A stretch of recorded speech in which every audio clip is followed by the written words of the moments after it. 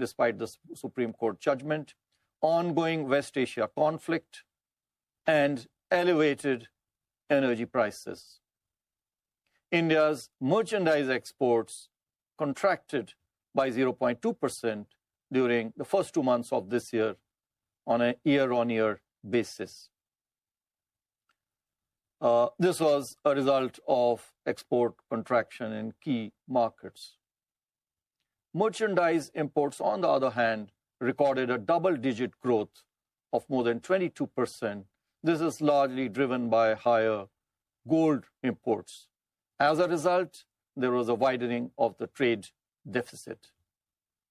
Expected robustness in services exports and inward remittance receipts during Q4 last year, however, should keep India's current account deficit moderate and within the sustainable level last year.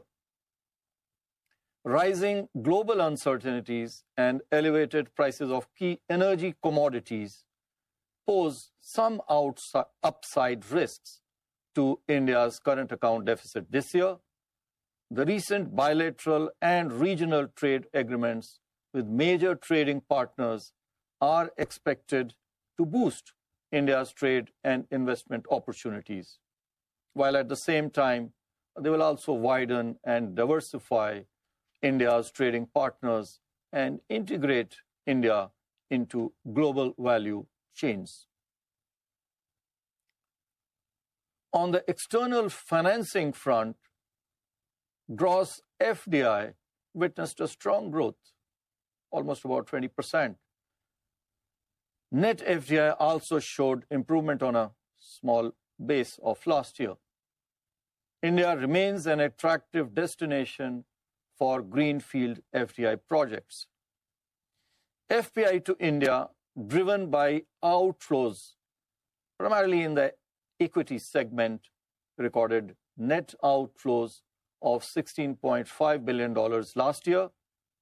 And even this year, till we have data till April 6, there were outflows of more than $5 billion. Flows under ECB and non-resident deposits too moderated as compared to last year. And as on April 3, for which we have data, latest data till April 3, India's foreign exchange reserves stood at a healthy $697.1 billion.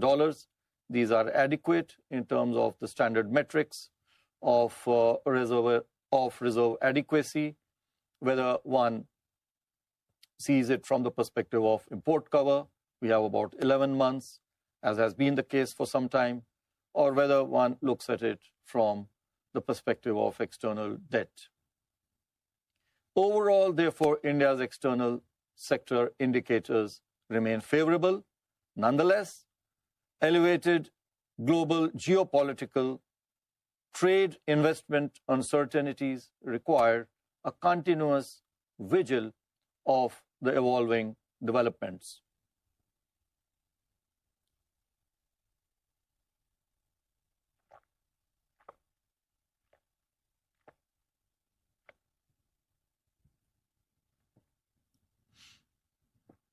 Despite stronger macroeconomic fundamentals, the Indian rupee in the last financial year depreciated more than the average in the previous years. In this regard, let me reiterate, I've said it many times, our exchange rate policy remains unchanged. Specifically, intervention in the foreign exchange market is aimed at smoothing excessive and disruptive volatility without targeting any specific level or band of price for the exchange rate. This is consistent with our long-standing policy of exchange rates being market determined. And we in the RBI stand committed to this policy and would judiciously continue to contain excessive or disruptive